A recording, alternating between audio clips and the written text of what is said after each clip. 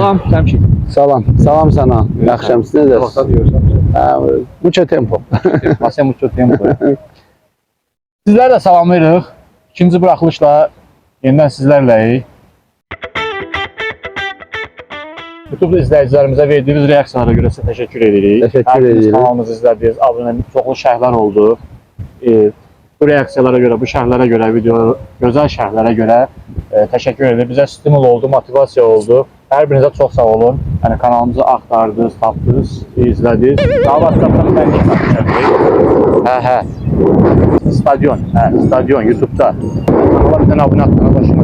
Kanala amana vaxt edirəm, kanala abunə at. Şərh. Yaxşı. Şərh atma, şərh at, rey. Şey yox, rey. Lazım deyil, başıma dönüm, sağ ol. Lazım olmadı. Çok sağ olun. Çok sağ olun.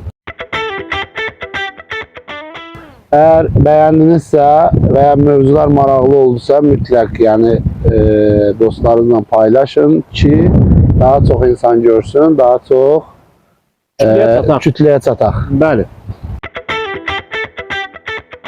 Bugünkü mövzumuz da çox maraqlıdır. Demək mövzumuz nədir? Daha doğrusu danışacağımız mövzulardan əsası nədir?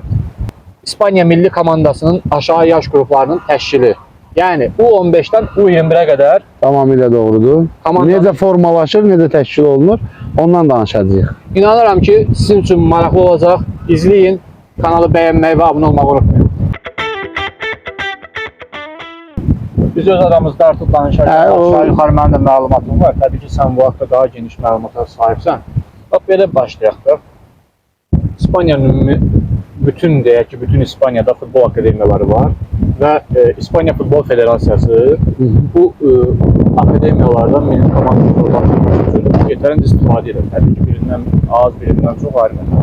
Bəs yaxşı, bunun sistemi necədir? Necə formalaşdırır? Yəni hər akademiyadan aydın məsələ ki, futbolcu sarılır. Amma yetərincə kifayət qədər komanda var, kifayət qədər akademiya var. Necə seçirlər?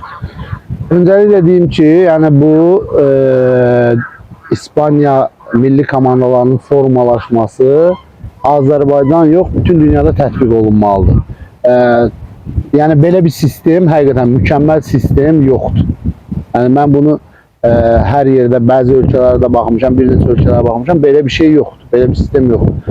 Onlar yəni bütün akademiyalardan maksimum dərəcədə yararlanırlar. Necə yararlanırlar? 1000 və üzəri uşaq çağırmaqla yararlanırlar. Belə deyil, İspaniyanın geniş hovuzu var. Geniş hovuza çağırılmış uşaqlar seçilir və heç kimə də ədalətsizlik olunmur. Həmin hovuzdan axırında o 25-30 uşaq toplanır. 15, 16, həmçinin 17, həmçinin. Necə formalaşır? Bilirsiniz ki, İspaniya provinsiyalardan, belə deyək də, əyalət və ya ştatlardan ibarətdir. 17 ştatdan ibarətdir. Hər ştatın özünün ligi var. Regional ligi var ki, mesela diye Katalonya'da Barcelona, Espanyol, Girona ve Tarragona, yani bütün ve Barcelona şehrinin içinde olan o komandalar, akademiyalar orada bir lig təşkil olunur. Çünkü 10 yaşında uşağı Katalonya'dan La Coruña'ya aparmaq olmaz. Aha. Yani her Madrid ayrı bir ştatdır. Madrid onun dediğim bir şehirde hem de bir ştatdır. Onun içinde bir neçə şehirler var. Bunların da ayrı bir ligi var. Andalusiyanın ayrı bir ligi var. Və bu akademiyalardan bunlar necə yararlanırlar? Deyək ki, hər ştatdan 100-200 uşaq çağırılır geniş hovuza. Bir həftə, 2 həftə, ayda bir həftə, ayda 3 gün, 2 həftədən bir çağırılır və uşaqlar milli komandanın məşqçiləri var. Və hər əyalətdə seleksiyası var. Rəsmi şəkildə milli komandanı seçən A kadroya yox. Əyalət üzrə öz seleksiya məşqçiləri var. Seleksionerlər var. Seleksionerlər var. Bunları seçirlər. 200 deyək hovuza hansı uşaqlar hak edirsə onlar çağırılır. Məşq edilir. Məşq olunandan sonra onların içindən 25 və ya 30 uşaq seçilir. Hər pozisiyaya 2 uşaq seçilir. Belə başa düşdüm. Hər əyalət özlüyündə seleksionerlər var. Milli komandanın işləyən. Milli komandanın bunlar məşqçilər heyətidir. Amma sadəcə əyalətlərə səpələnmə, əyalət federasiyalarında işləyirlər. Bunlar özləri 200 uşağı çağırılır əyalətin Kataloniya yığması. Kataloniya yığması. Madrid yığması. Elə çağırır. Andalusiya yığması. Aydın məsələdir. 200 uşaq burada yığıldı. Ay sağ ol. Bu 200 uşağı məşq keçirirlər və yəni xüsusi məşqdən keçirlər və onların içindən də 25 uşaq seçilir. Bəli. Bu 25 uşaq da 17-25 uşaq olur və cəmlənir. Bir bölgədə tutaq ki, kamp eləyirlər. Atıram. Məsələ tutaq ki, Barcelonada bir oteldə, təbii ki, futbol sahaları olan bir oteldə, onların arasında bir yarış keçirdirlər, oyunlar oynadırlar və ümumi bütün bölgələrdə və əsas yığmanı təşkil edən məşqçilər heyəti də orada olur və həmin uşaqlardan 25 və ya 30 uşaq seçməyə çağırılır. Hər dediyimiz kimi, hər əyalət onda 25 uşağı axırda cəmləyir, göndərir həmin turnirə. Ümumi əyalətlər arası milli komandalar gəlir də artıq ora. Bəli, onların da içindən artıq son İspaniya millisi formalaşır. Uşağın birinci hədəfi nədir? Birinci hədəfi, əgər akademiyada uşaq, birinci hədəfi sözsüz ki 11-ə girməkdir öz yaş qrupunda. 11-də yaxşı oynayıb, ikinci hədəfi nədir? Federasiyanın, yəni bölgənin, ştatın yığmasına düşməkdir. Ondan sonraki hədəfi də əsas yığmaya düşməkdir. Və bu qədər çətin və yetişmə ədalətsizliyi olunmadan seçilən bir yoldan gedib çıxırlar. Onun üçün İspaniya yığması 16-da çempion olur, 17-də çempion olur, qadınlarda çempion olur, əsas yığma çempion olur. Bütün kateqoriyalarda, dünya və Avropa çempionatlarında çox başarılılar. Bunun üçün də məncə Azərbaycan öncə bölgələrdə lig yaratmalıdır. Dəki Şimal bölgəsi, Qərb bölgəsi, Şimal-Qərb bölgəsi, Cənub bölgəsi və mərkəzi Aran deyək də, belə deyək. Regional liglər olmalıdır, oradan uşaqlar seçməlidir. Sadəcə Bakıdan. Elə düzdür, əlbəttə. İndi baxdıqda 17 dediyimiz kimi 17 əyalət hər birində 200, hesablayanda 3000-4000-ə yaxın uşaq edir bu. Bəli. 3000-4000 futbolçu, yəni uşağın içindən seçirlər. Sonunda ən yaxşı 25-i çıxardılar. Təbii ki, o ən yaxşı 25-lər. Sən dediyin kimi gəlib Avropa çempionu olacaq, dünya çempionu olacaq. Dünyanın ən yaxşı klublarında futbolçular oynayacaq təbii ki. Əlbəttə, bundan başqa da o uşaqlar uzaqlaşmır millidən. Daimi olaraq, yəni o uşaqlar nəzarətdə qalır. Daimi olaraq o hovuzda milli komandanın məşqlərindən faydalanırlar və baxdıqda gör bir oyuncunun yerinə bir mövqeyə nə qədər alternativ çıxardılar. Və sən dedin, ən az 17 dənə. Bəli, o dediyin alternativlərin də hər biri nəzarətdədir. Hər biri nəzarətdədir. Neçə il o nəzarətdə saxlayırlar. Səhər futbolun içində hər bir şey ola bilər. Futbolu buraxa bilər, hər hansı bir müvəqqəti bir zədə ala bilər və yaxud və ilaxır. Əvəzedicisi həmişə var. Mütləq. Bir də 15-dən başlayır da əsas ana yığmaların, yəni beynəlxalq yarışları falan. O 15-i 12-dən qarantiləyirlər. O 3-ü də hazırlayırlar. Aynen. Bundan başqa da 12-dən başlayırlar hovuza çağırmağa. Yəni bunlardan Turan da çağırılıb hovuza, bilirsiniz də. Yəni bir neçə məşqlərə gedib geniş hovuza çağırılır. Yığmanın hazırlanmasına 5000 oyuncu cəlb olunur. Təbii ki, bu 5000 oyuncudan əlavə demək qədər o futbolçu var ki, yəni bu 5000-i də o seçilmişlərdir hələ. Bəs yaxşı, bu qədər uşağı, futbolçunu deyək, aşağı yaşlarda hansı komandalarda cəmləşdirdilər, nə qədər liqada oynadılar, necə oynadılar bunları? Bu sistem haqqında da zəhmət olmasa biraz məlumat verərdilər. Çox gözəl bir, həqiqətən də bu gözəl mövzudur. Bu da maraqlı bir mövzudur. Yəni mən yenə deyirəm, niyə Azərbaycandan çəkəcəm, örnək çəkəcəm? Məsələn, götürək Gəncə və ya futbol şəhəri Lənkəran və yaxud da Sumqayıt. Yəni o boyda Turan, o boyda şəhərdə hər halda 25 dənə 15 yaşlı yaxşı futbolçu yoxdur ki. Hər halda bir 100 dənə vardı. Sumqayıtda bir 200-300 var, Gəncədə bir 200-300 var. 15 yaşlı, 16 yaşlı, 14 yaşlı, 12 yaşlı. Və bunlar bu klublara daxil olanda, məsəl üçün, uşaq harda oynayır? Kəpəzdə.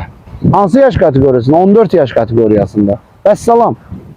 Məlumat başqa bir komanda. Bir komanda. Yəni bunu Azərbaycanlı deyəndə ki, uşağım Kəpəzdə və ya Sumqayıtda 14-də oynayır. Və sən bu əlavə sual vermirsən. Amma İspana bunu desən, o sıra səndən sonra hansı kateqoriyada oynayır? Aha.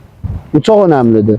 İspaniyada hər klublar kifayət qədər, əgər 200 dənə istedadlı uşaq varsa 200-ünü də götürür. 200 dənə 14 yaşlı uşağı 25 limit var. Necə oynatmalıdır? İspaniyada deməli 4 tane ana şey var, kategoriya var. Bu başlayır Süper Liga en yükseği, Divizyon Honor, Otonomika ve Preferente. Bu 4 liga yani en istedatlı 100 uşaq oynayır orada. Birinci Süper Liga dedi. Birinci Süper Liga, en pik noktası Süper Liga. Divizyon Honor, Divizyon Honor 2, Otonomika, Otonomika 3, i Preferente. 4. Preferente de belli, sen İspanya'da bilirsən, preferen söz, üstünlük vermək sözündən gəlir. Yəni o uşaqlara ki üstünlük verirlər və onun yuxarısında oynar. Belə deyək də bir komandanın 100 dənə uşağı bu kateqoriyaya girdi mi? Buna beynəlxalq menecerlər də izləyir, bunu yerli menecerlər də izləyir və əsasən də yığma bu 4 kateqoriyadan təşkil olunur. Ondan sonra 4 dənə də A, B, C, D kateqoriyası var. Aha. Bunları yəni belə sıralasaq, o dediyin ilk 4, o adın səhvdən Süper Liga birincidir. Bəli. Üçüncü, dördüncü, Preferente dördüncüdür. Bəli. Sonraki o dediğin A, B, C, D ama artık onlar arasında yer fərqi yoxdur. Onlar yəni sıralanır belədir. 6-cı, 7-ci, 8-ci, 9-cu. Amma yəni A demək o demək deyil ki 5-cidir. Yəni A demək o demək ki aşağı 4-lükdən bir komanda. Aşağı 4-lükdən bir komanda. Bəli, bunu da qarışdırması A, B, C. O B A'dan daha yaxşı oynaya bilər. Oynaya bilər. Yəni C də hamısından yaxşı oynaya bilər. Belə deyək, hər klubun daxilində aprel-may aylarında seçmələr olur. Seçmələr, deyək ki, Süper Ligada yaxşı oynamayan uşaq düşür bir alt kategoriya, Divizyon Honorda yaxşı oynayan uşaq çıxır Süper Ligaya. Aydın. Və orada yer dəyişmə. Həmin aşağıdakı 4 komandalarda da yaxşı oynayan, özünü yaxşı tərəfdən göstərən Preferenteye çıxır. Mən artıq anladım sistemi. İnanın izləyicilərimiz anladılar. Deyək ki, bir klubun Xetafe'nin deyək ki 200-dən daha çox uşağı var. Neyini? Bunların pilot komandaları var. Etsin bilmir. El Bersial'dır. Yəni o 8 komandadan əlavə bir dənə klub. Əlavə bir dənə klub və maliyyələşdirdiyi pilot klublar var. Aha. Bu pilot akademiyalar. Yəni əsas məsələ üçün deyirsən ki, Xetafe'nin 200-dən artıq oyuncusu var. O 8 komandanın arasında bölür oyuncularını. Deyək ki, əlində qalır 100 dənə. 100 uşaq əlavə qalır. Bəli. Bunu göndərir hansı kluba ki, oranı maliyyələşdirir. Bəli. El Bersial'a. O nümunəsini deyim, Əşrəf Hakimi Xetafe'də bir gün oynamayın. Baban Xetafe'nin yetişdirməsi sayılır. Səbəbi oynayıb El Bersial'da. El Bersial, Mostoles, ondan sonra da Real Madrid'e transfer edilir. Amma transfer görüşmələrini kim aparıb? Xetafe'yə qədər. Aydın məsələ. Başa düşdünüz? Yəni bu orada da həmin uşaqlar yenə də Divizyon Honor, Süper Liga həmin şeylə oynayır. Amma eyni adından bilinməsin deyə, belə deyək də bir növ uşaqlarının sayını daha çox uşağı oynatmaq istədiyi üçün klub pilot komandalarda saxlayır. Məsələn, baxırsınız Madridin sayaq pilot komandaları. Madrid Sur. Baxırsan logo eyni. Hər şey eyni. Ad başqadır. Klubun adı sadəcə. Formanın rənginə qədər eyni. Atletik'in 3-4 dənə pilot komandası var. Sen bana Sətə bir dəfə demişdin, Naval Carnero, Atletico Madrid. Atletik'in... Sənə demişdim ki, mənə də tərcübü gəldi, üstüne Naval Carnero yazır, ancaq logo Atletico, hamısı forma rənginə qədər, hər şeyinə qədər, hə. Onu maliyyələşdirən, hətta formasına qədər alıb göndərib verən, yəni Atletico Madrid o komanda öz pilot komandası kimi istifadə edir. İstifadə edir. Təbii ki, sən deyən Atletico Madridin deyək ki, bazası şəhərin bu tərəfindədir, Naval Carnero şəhərin Təmakis tərəfindədir. Oradan oyuncunu məsələn gətirə də bilmək çox var. Məcbur oradan. Alcalá Henares, fikir vermisiniz? Alcalá Henares'in bir bazasına baxın. Bütün hər şey Atletik'indir. Atletico Madrid'in bütün reklamları orada gedir. Reklam demiş yani. Bize bu sırada zəng eləmə. Yox, qardaş, bunu. Sən mənə söz vermişdin bu zəng eləyə telefon. Fark eləmə, zəng eləmə. Hə. Ümumiyyətlə bir şey qeyd bu stadionlarda bizim futbolun inkişafını əngəlləyən konkret simiska şirkətlərdir. Bəli. Qardaş, heç kim gəlib futbola baxmır, futbola maraq yaranmır. Uşaq gəlib simiskasını çıxdır. Yenə deyirəm, biz bu videonu buradan kəsib ata bilərik. Əsas odur. Reklam desin. Gəlsə çəksə, belə kəs. Gəlsə kim göndərir, kəsə. Mən getdim. Hayır. Bəsdir.